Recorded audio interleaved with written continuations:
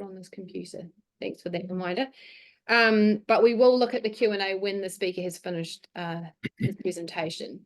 And if you would prefer, you can just raise your virtual hand there and we will come to you in the Q&A. So either we'll go between the chat and the raised hand on the Zoom.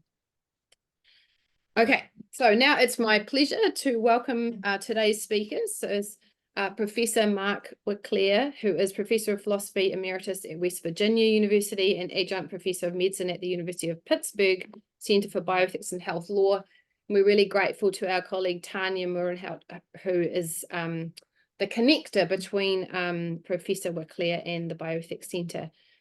Professor Wicclair's primary research and teaching interests are in bioethics and applied ethics, and he's published extensively in those areas, including 3 books, 2 on conscientious objection in healthcare. And that is actually the subject of his presentation today. So without further ado, I'll pass it over to you, Mark. Well, thank you very much. And I'm very happy to be with you, and thanks for the invitation.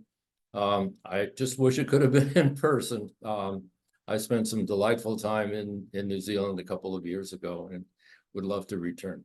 Anyway, so conscientious objection. Kind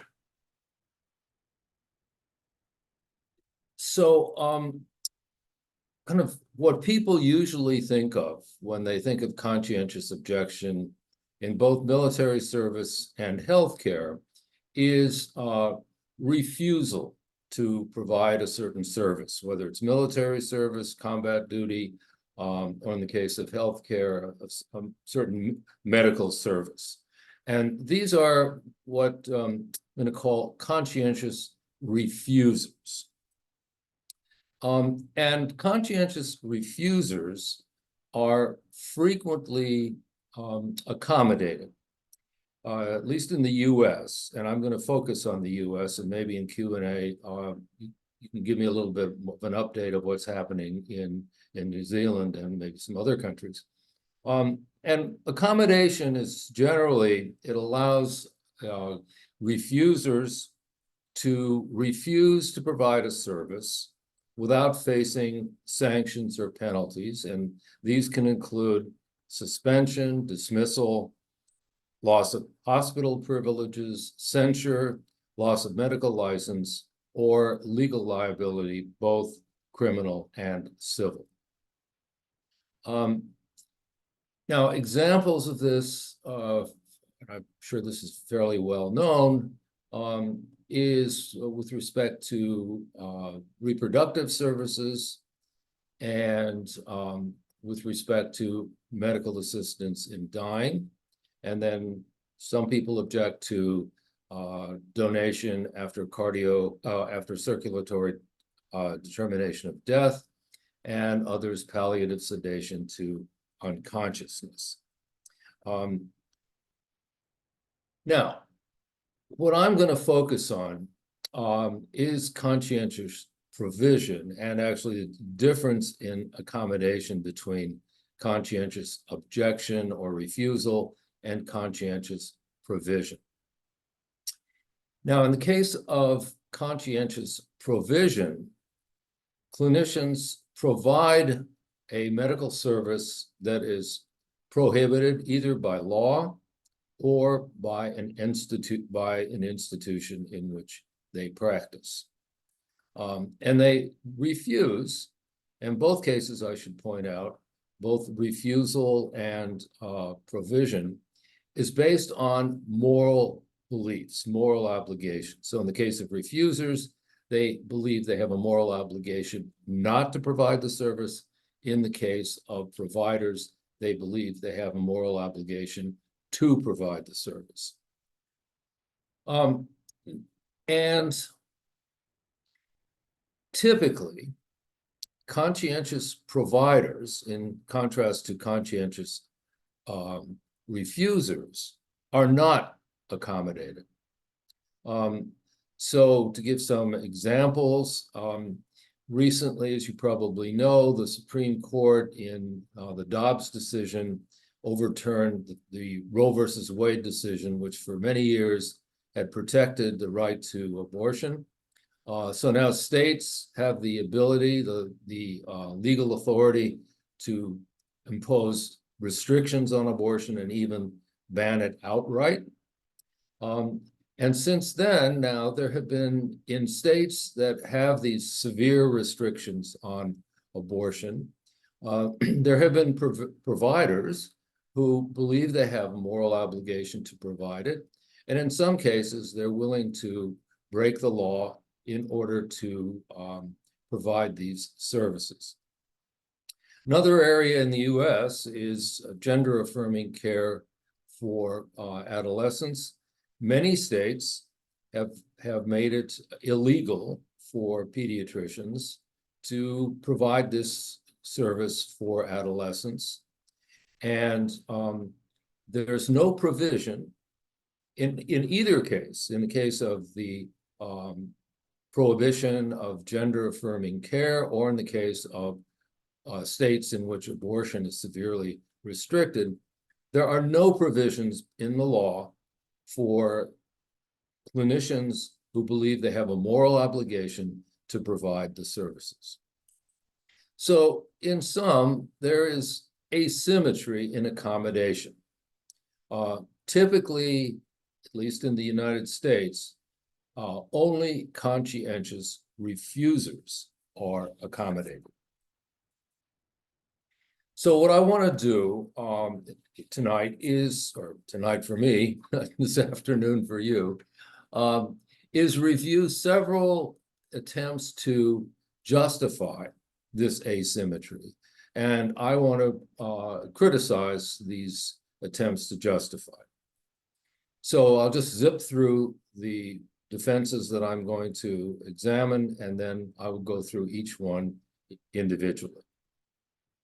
So one claim is that conscientious refusers suffer greater moral harm if they're not accommodated.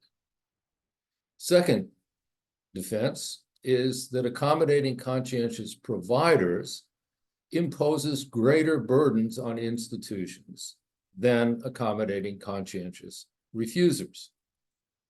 A third claim is that accommodating conscientious providers is a greater threat to institutional values than accommodating conscientious refusers. Another claim, accommodating conscientious providers poses a greater threat to the rule of law and does so by encouraging law breaking. And finally, it's claimed that accommodating conscientious providers is more likely to thwart state interests than accommodating conscientious refusers. Oops. Oh, okay. That's okay. Sorry, a little quick on the trigger finger here. So with respect to the first claim that greater moral harm is involved when conscientious refusers are denied accommodation than when conscientious providers are denied accommodation. So here's a quote from Doug Fox. He considers this. He doesn't necessarily accept it, but he does consider it. So just to read from it, a liberal society can prevent people from acting in all sorts of harmful ways, but rarely force them to act to avoid similar harm.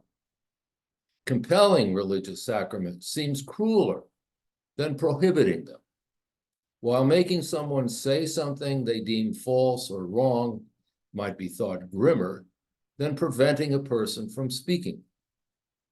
On this view, forcing clinicians to provide care they morally oppose is worse than preventing them from supplying care their scruples command them to. And right there is the distinction between conscientious refusers and conscientious providers. Forced actions are more harmful than forced omissions, justifying greater protections for conscientious refusal than for conscientious provision. Now, it might be objected to this defense that, well, wait a minute. They're not being compelled. Conscientious providers aren't being compelled to do it. It's not like the person with the gun at his back. They, after all, have a choice. They could either quit, or they could find a position that doesn't require them to provide this service. If it's abortion, they could go into an area of medicine, a specialty that doesn't at all involve abortion. They could go into orthopedic surgery, for example. And this is the position that some opponents of conscientious objection, both kinds of conscientious objection, if you will, refusal and provision, they say, well, this is one way of responding to it. They have a choice. Now, I don't want to pursue this line of inquiry. In my own work, I strongly criticize that view. Instead, what I want to focus on and what I want to consider is the distinction between performing acts that are contrary to one's core moral convictions and failing to fulfill one's core moral convictions.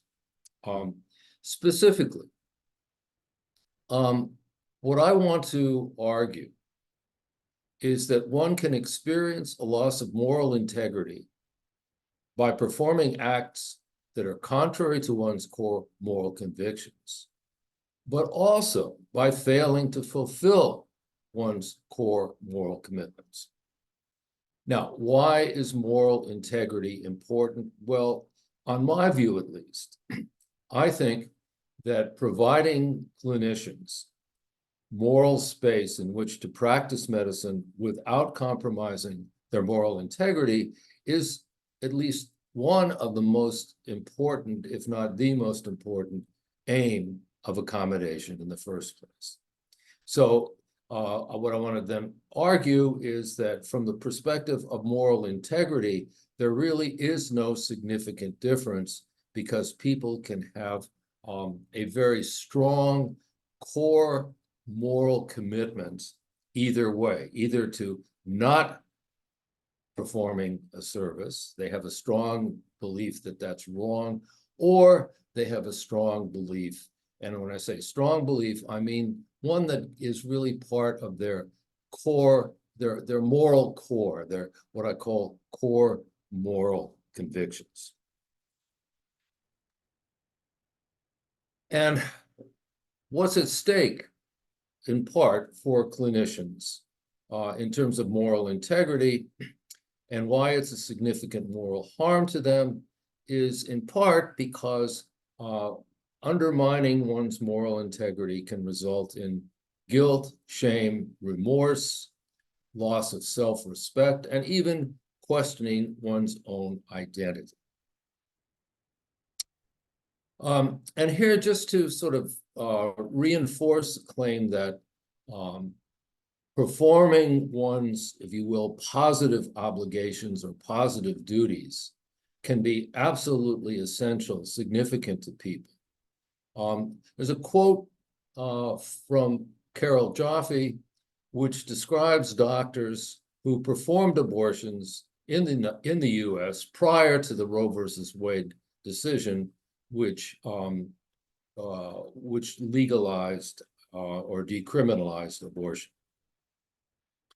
So they did so, that is, performed abortions, with little to gain and much to lose, facing fines, imprisonment, and loss of medical license.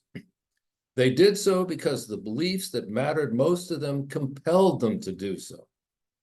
They saw women die from self-induced abortions and abortions performed by unskilled providers. They understood safe abortion to be life-saving. They believed their abortion provision honored, quote, the dignity of humanity and was the right, even righteous thing to do. they performed abortions for reasons of conscience. Okay, so at least I think this strongly suggests that the obligation to provide a medical service that is prohibited can be just as strong and can be associated with just as much moral harm if one isn't allowed to fulfill it as the opposite. So the next defense, which is now claiming that accommodating conscientious providers places a greater burden on institutions than accommodating conscientious refusers. And the claim is that accommodating conscientious refusers only requires sort of minor tweaking of staffing arrangements, right? All it requires is to get somebody else to provide the service that a particular clinician will not provide. Whereas it's claimed accommodating conscientious providers will require substantial additional institutional resources and therefore is much, much more burdensome. And that is a justification for the asymmetry in accommodation. So to respond to that, I think that this defense of asymmetry both exaggerates and underestimates. It exaggerates the institutional burdens that are associated with accommodating conscientious providers. And secondly, it underestimates the burdens that accommodating conscientious refusers can impose on institutions. Oops, sorry, didn't want to go there. Or, oh, I am really, okay. So to give a little bit more clout to this response, basically, to accommodate conscientious refusers might take considerable reallocation of resources within an institution. And this is going to depend in large part on the nature of the institution, whether it's a large metropolitan health center with lots of staff so that replacing somebody with somebody else can be quite easy, or if it's a smaller hospital, maybe a rural hospital, a smaller community hospital with a smaller staff. To assign responsibilities to another person can increase the burden to the people who are called upon to provide the service quite substantially. And again, depending on the resources of the institution, it can be quite an administrative burden. That depends not only on the resources, but also on how many of the clinicians within the institution, within the facility, have conscientious objections. So this claim about, oh, it's just a simple thing of kind of getting somebody else to do it, in some cases can be true, but in other cases is not the case, is not true.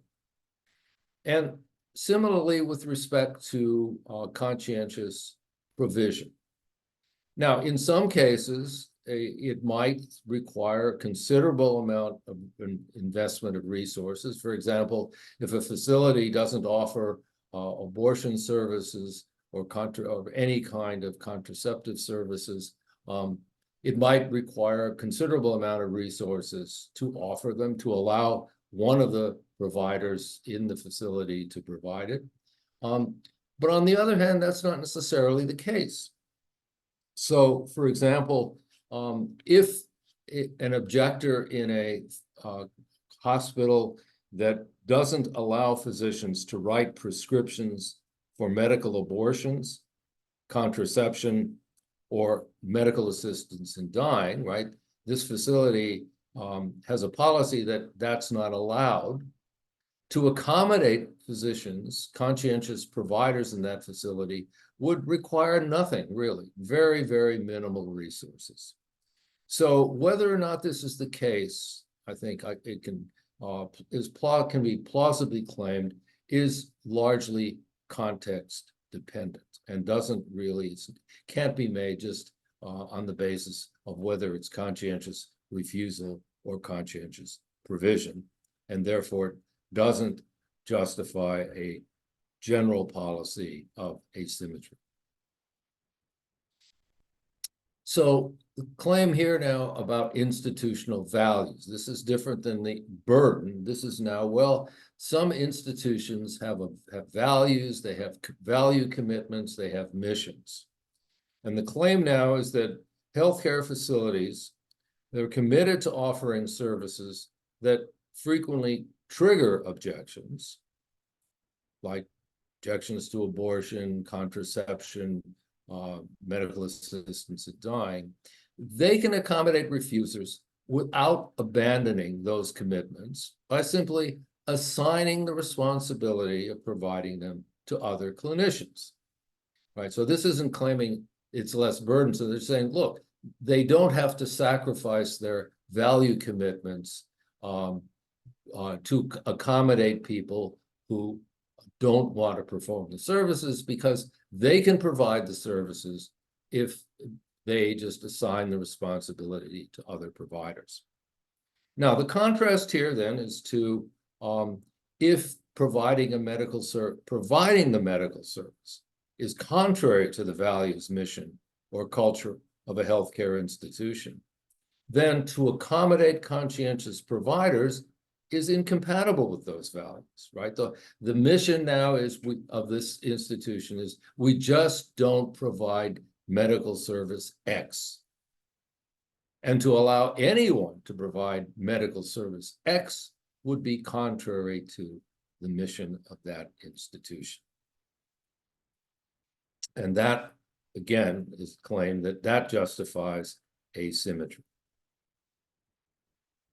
So in response, I want to argue that this is, again, misleading, if not downright false, because institutions can have value commitments that are incompatible with accommodating conscientious providers. It doesn't have to be just institutions that have commitments that are violated by people performing so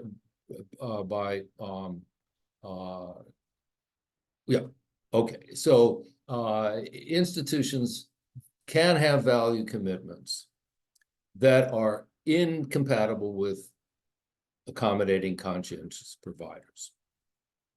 And here's example would be, for example, the Planned Parenthood that allows conscientious refusers to terminate pregnancies or other family planning it's contrary, right? In a family planning Planned Parenthood facility to allow conscientious refusers to allow conscientious refusers to accommodate them is contrary to their values, their commitment to providing family planning services.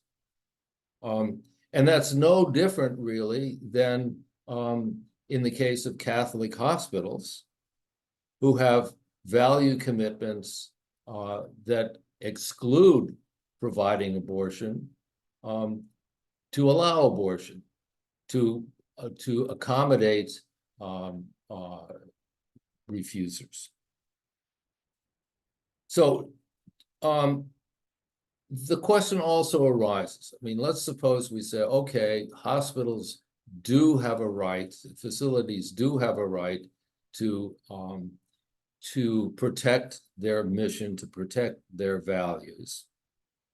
Do they have an unconditional right to conscientiously object to offering medical services that are contrary to the institution's mission? And I want to at least claim that they don't, that one has to weigh their interest in maintaining their mission with the interest of clinicians and patients who might benefit from those services. Lawbreaking. So this now would apply to those instances where a medical service is prohibited by law. Examples I gave already are the restrictions on abortion after Dobbs and restrictions on gender-affirming care for adolescents. Now, the claim is that if clinicians who had objections, if they were conscientious providers, if they were accommodated, that would basically be sanctioning lawbreaking. And that's contrary to the notion of rule of law, and that's just something that should not be done, and that's a good reason to not accommodate conscientious providers, at least when it comes to the law. Now, in response to that, I just want to point out that that isn't really accurate, because if an exception is made in the law for a certain group of people, then they're not breaking the law, right? So to say they're lawbreakers overlooks the fact that there's an exception, so they're not lawbreaking. They're not breaking the law. So what might be claimed instead of this notion of lawbreaking as the problem is that the problem is that if the government were to make an exception for conscientious providers, the consequence would be that the state's goal in preventing the service would be thwarted, right? Presumably the goal in this legislation is to prevent certain service from being provided, whether it's abortions or whether it's gender-affirming care for adolescents. That's the goal of the legislation. So if you carve out an exception for conscientious providers, it's really undermining that goal. So in response to this, I mean, I can't deny that the claim might have some plausibility, that if an exception is made, that means that some services of this sort are going to be provided, but if the goal of the state is to make sure they're not provided at all, then it's clearly undermining that goal. But the question still remains now, is that sufficient to justify asymmetry? And here, I think it's important to ask, well, what's the goal of this legislation? And at least I want to consider two possibilities. Is the goal to protect and promote population health? And that certainly is a legitimate goal. But then we have to ask, well, is there sufficient evidence to warrant prohibiting a medical service? And here I would refer to the examples that I've already stated, in the US, the restrictions on abortion and the restrictions on gender-affirming care. And there, it seems to me, the argument based on population health is very weak, to say the least. In the case of pregnancy termination, many of the laws that prohibit, now restrict and prohibit, do not allow clinicians to terminate pregnancies, even when that would be standard of care. And that seems to me, it's very, very difficult to argue that prohibiting physicians from providing medical services that are deemed essential to the health of women promotes public health. The second example, gender-affirming care. Well, there, it can't be stated at this point that providing gender-affirming care to adolescents is standard of care. But it is care that major professional organizations recommend and endorse, including the American Medical Association and the American Academy of Pediatrics. And at least I think there's some plausibility to claiming that, at least based on currently available evidence, and that's a major qualification, but based on currently available evidence, the interest of promoting population health does not justify total bans on certain kinds of medical services, like gender-affirming care for adolescents. So at least in some cases, I want to argue that that it's implausible to claim that the justification for the goal of eliminating these services is to promote population health. So what's another possible goal? Well, another possible goal is to promote specific moral beliefs and or specific political and ideological agendas.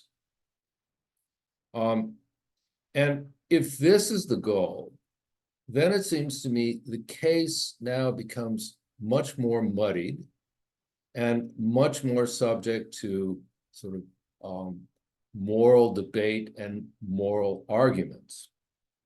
And the question is, one of the questions would be, is it legitimate to prevent medical services that might be essential to promote population health for moral or ideological reasons? And just kind of raising the question here of whether or not it's merely a coincidence that if one looks at the services that are and are not accommodated in this asymmetrical accommodation, is it a coincidence that the services that tend to be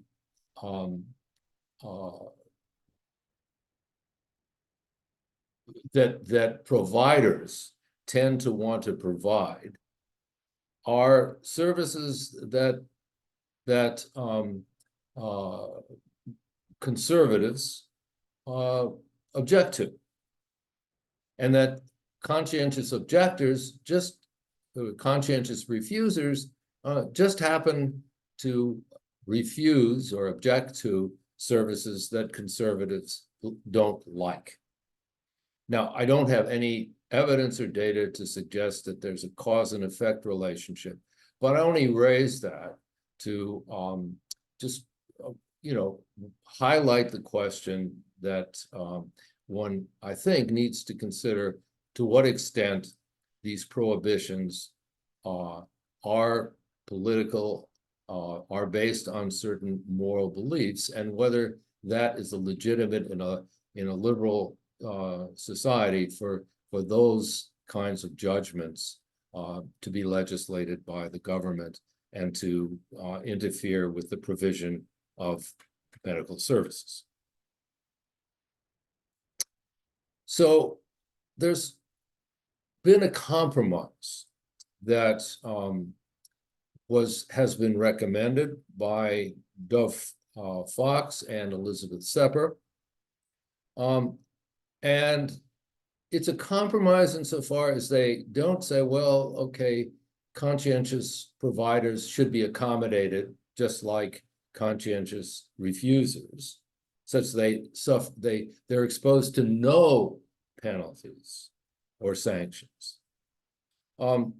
Instead, they say, well, conscientious providers should have available to them the legal defense of an affirmative defense. And what an affirmative defense can do is mitigate penalties and sanctions. So it can result in the reduction in fines.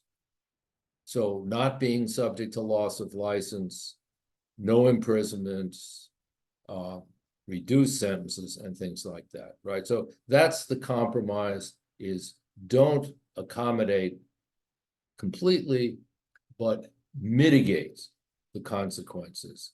And to some extent, that recognizes the strength of their felt obligation to provide these services.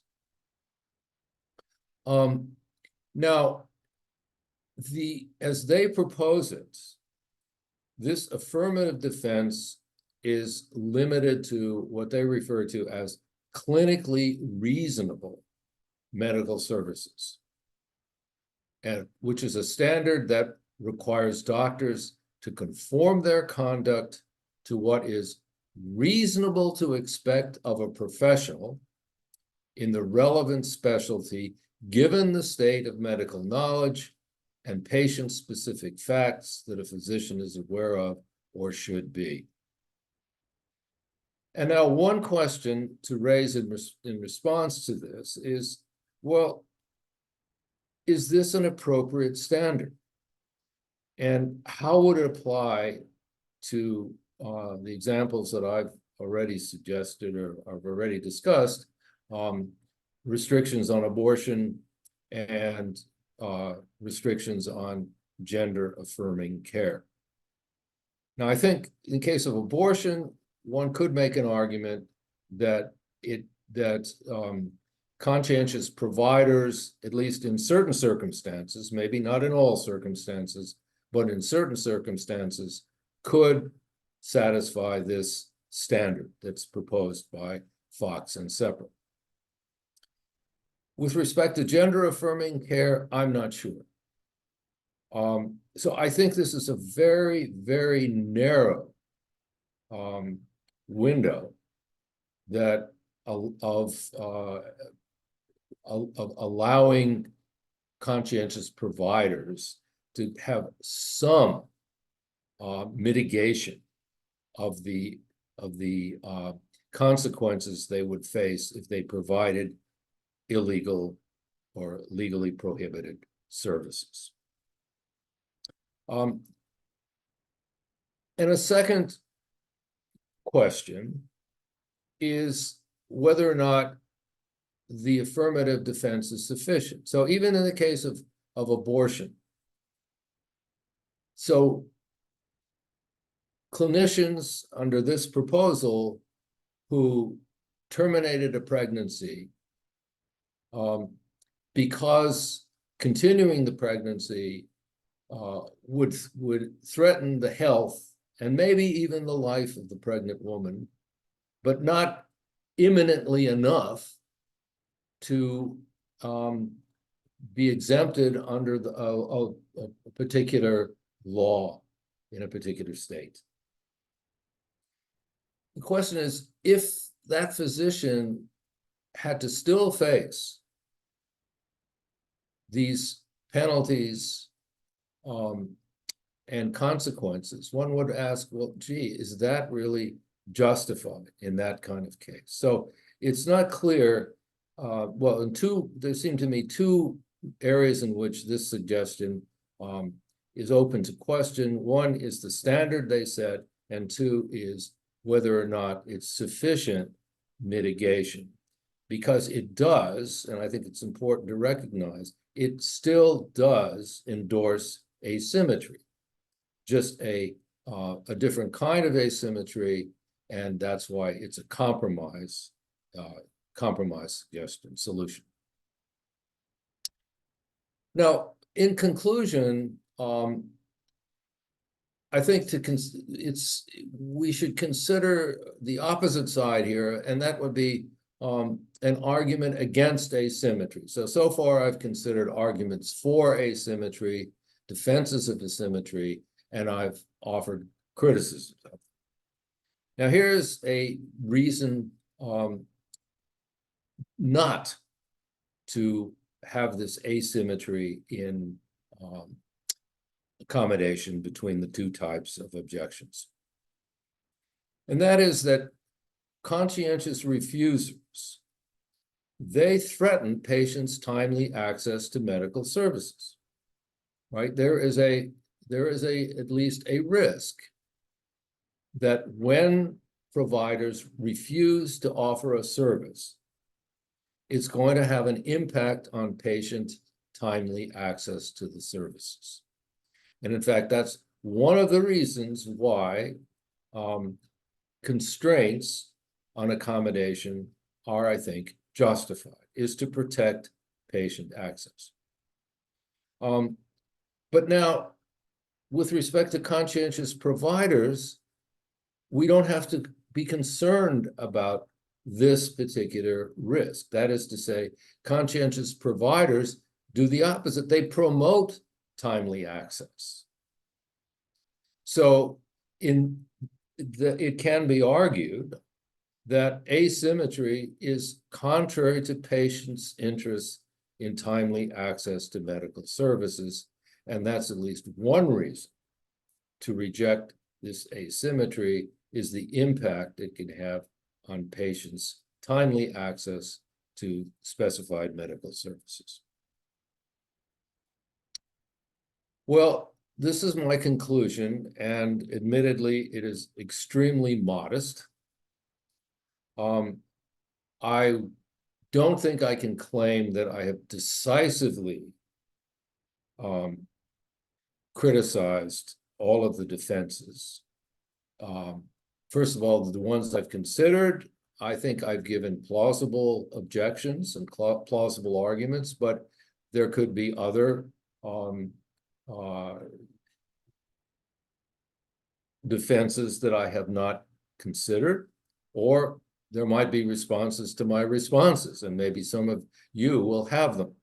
So I don't think I can claim that I have decisively, once and for all, shown that this asymmetry is unjustified.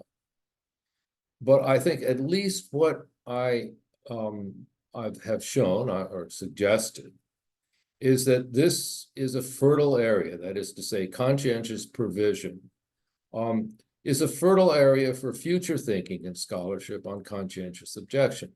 It's a relatively recent phenomenon. And therefore, there's been not so far, there hasn't been that much attention. The literature on conscientious objection is primarily at this point on conscientious refusal as opposed to conscientious provision. So I think it is a fertile area for both, as I said, thinking and scholarship. Okay, well, thank you. And I welcome your questions and comments.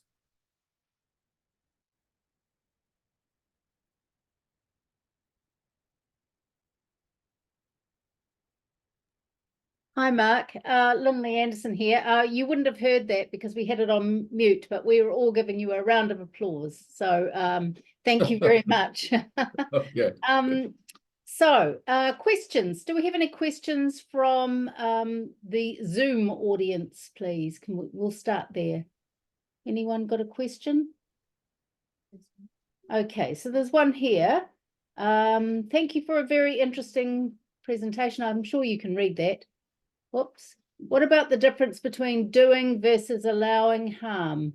Assuming that there is a difference, that doing harm is worse than allowing it. When conscientious refusers refuse and are in error morally, they merely allow harm, but when conscientious providers provide and are in error morally, they actively do harm. This seems to be a relevant asymmetry. Thank you for that question. I'll hand over to you. Yes.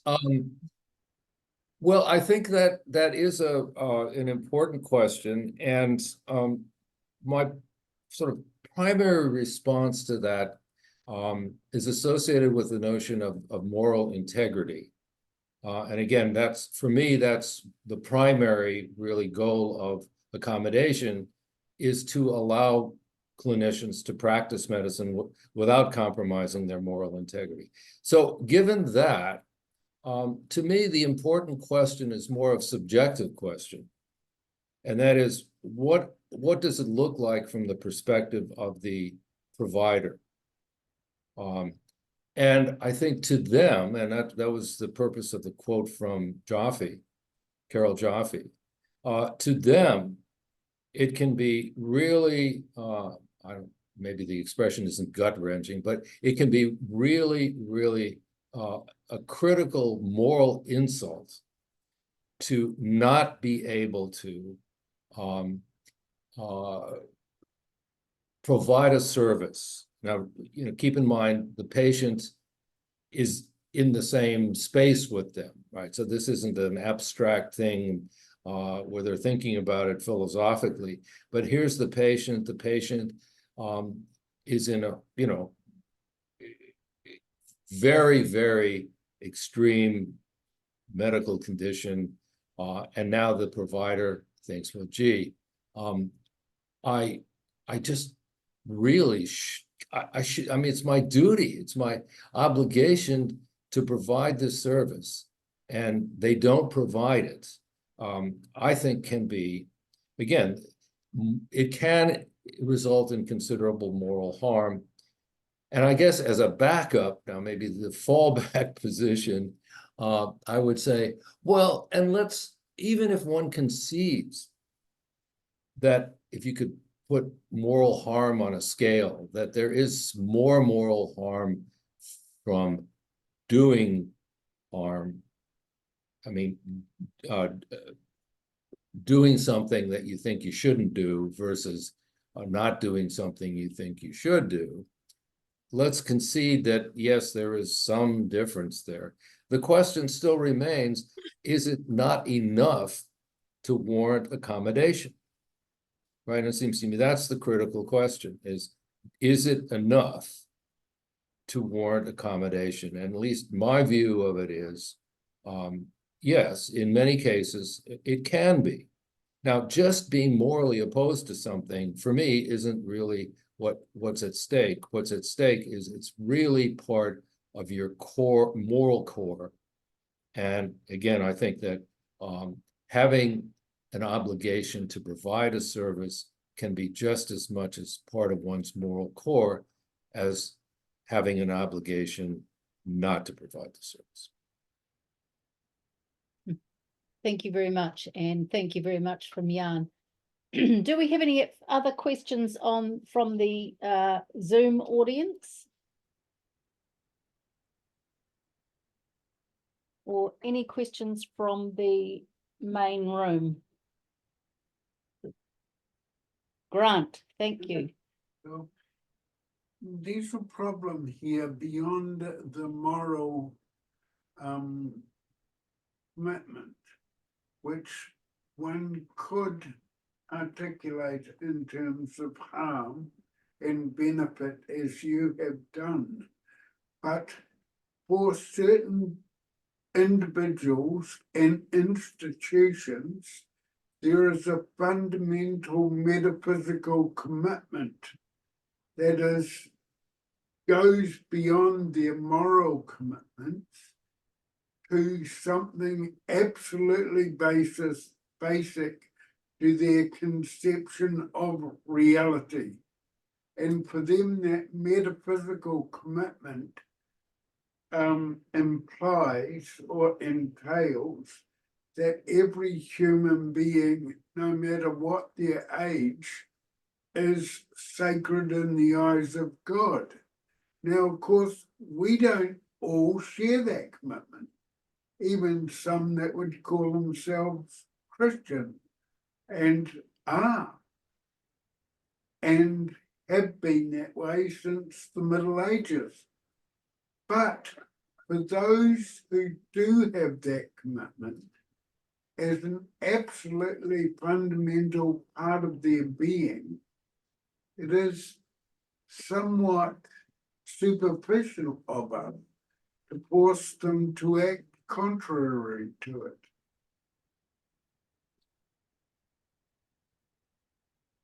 Thank you, Mark. Have you got any comments on that? Well, I guess my primary response to that is to say, yes, I certainly would not disagree with that. But what I would sort of, I would respond by saying, yes, but one can make a similar kind of claim about people who have moral commitments. Now, I don't know whether you call them metaphysical, but commitments that are connected really with their self-images, their identity, that they're not being able to do something is something that they really can't live with. I think that is kind of equally, maybe not equally, but sufficiently important to people, can be sufficiently important to people and to institutions to sort of require that it be accommodated, or at least to provide, maybe require is too strong, but provide a very strong basis for a moral claim to be accommodated, one that cannot be dismissed lightly.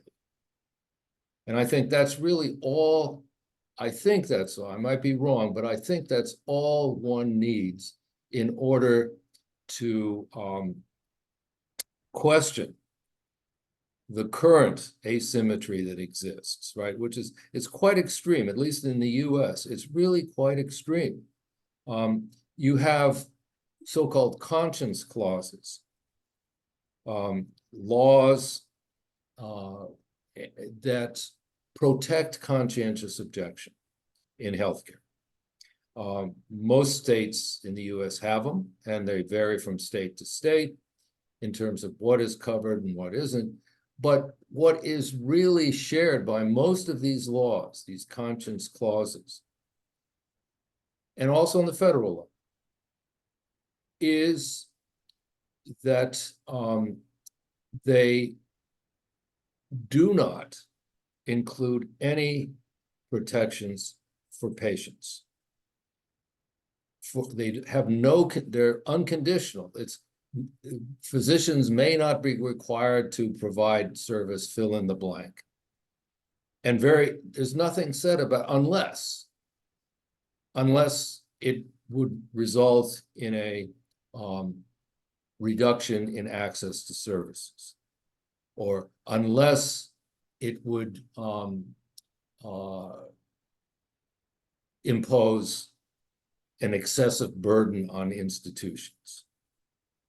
They don't include that. It's just really unconditional. Whereas on the other side, conscientious provision, there's absolutely no recognition at all.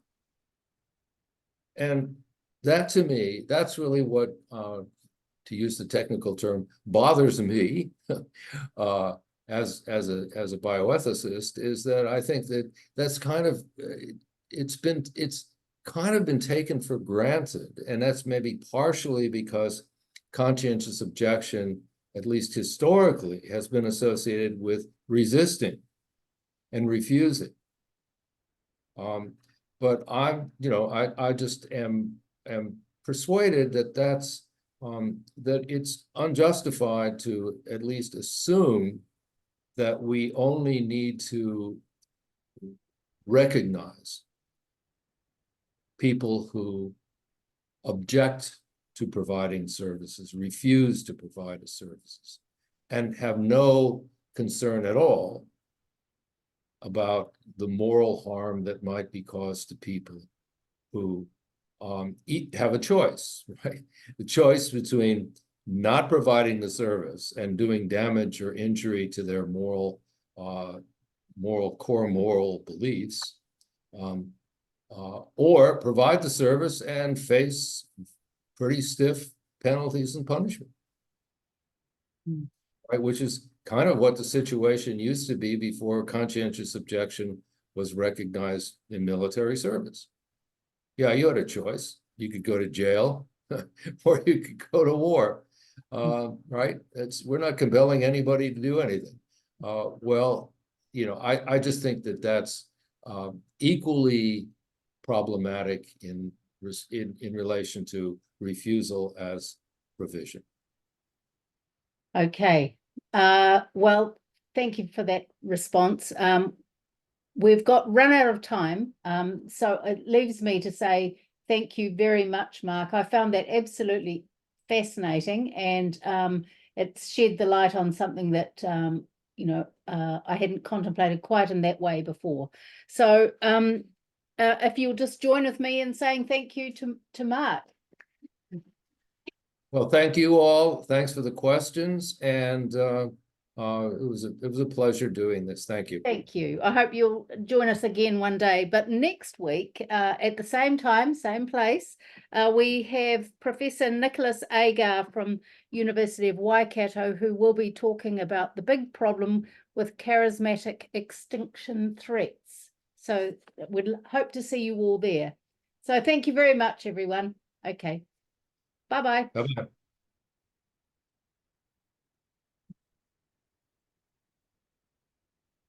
Should have gone short route. He should have said, well, of course, your position is exactly parallel to Islamic fundamentalists who execute anybody who's a Christian. Am I meant to shut this down? Will it? Oh, never mind. No. Oh, no, I don't want to do that. If you click on that more button, is there an end button down the bottom right next to it? No. You might have to stop the recording first. Yes, good.